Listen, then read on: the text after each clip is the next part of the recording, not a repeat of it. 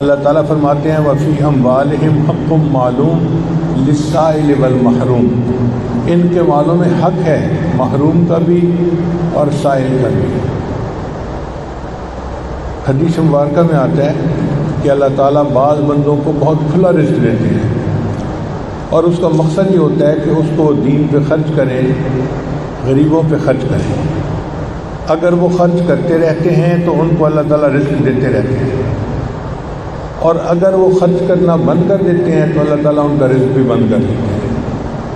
آپ نے زندگی میں کئی مثالیں دیکھی ہوں گی، کاروبار جی بڑا اچھا تھا، حضرت مٹی کو ہاتھ لگاتے تھے سونا بن جاتی تھی، آج تو سونے کو ہاتھ لگائے مٹی بن جاتی ہے۔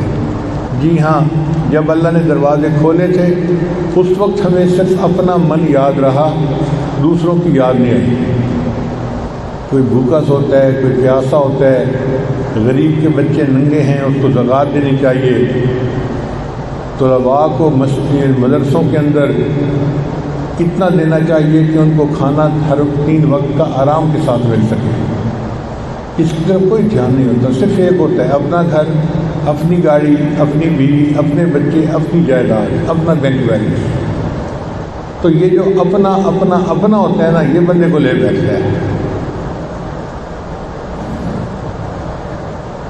تو فرمایا کہ تو حاصل کر آخرت کا گھر اس کے ذریعے سے، وَلَا تَنْسَ نَصِيبَكَ مِنَ الدُّنْيَا، اور دنیا سے بھی اپنے حصے کو نہ بھول۔ اللہ نے یہ نہیں کہا کہ تم 100% خرچ کر دو، نہیں، تم تھوڑا سا اس میں سے خرچ کرو۔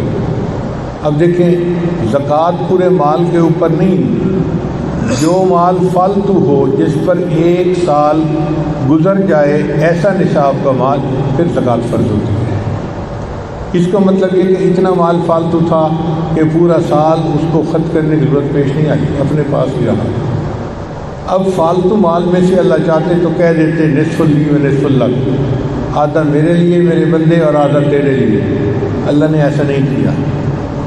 اللہ نے فرمایا کہ دیکھو تو 2.5% زکوٰۃ دے دے اور باقی 97.5% تیری تنخواہ ہے، تو عیش کر، تیرا مال پاک ہو جائے گا اور تیرا مال ہمارے حفاظت میں آ جائے گا۔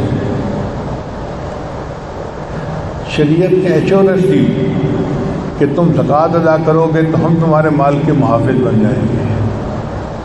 تو اللہ تعالیٰ یہ چاہتے ہیں کہ یہ نظام سوسائٹی کے اندر جاری و ساری رہے۔ وَأَحْسِن كَمَا أَحْسَنَ اللَّهُ إِلَيْكَ، اور نیکی کر جیسے اللہ نے تیرے ساتھ نیکی کی ہے۔ وَلَا تَبْغِ الْفَسَادَ فِي الْأَرْضِ، اور زمین میں فساد نہ رچا۔ إِنَّ اللَّهَ لَا يُحِبُّ الْمُفْسِدِينَ، اللہ تعالیٰ مفسدین کو پسند نہیں کرتے۔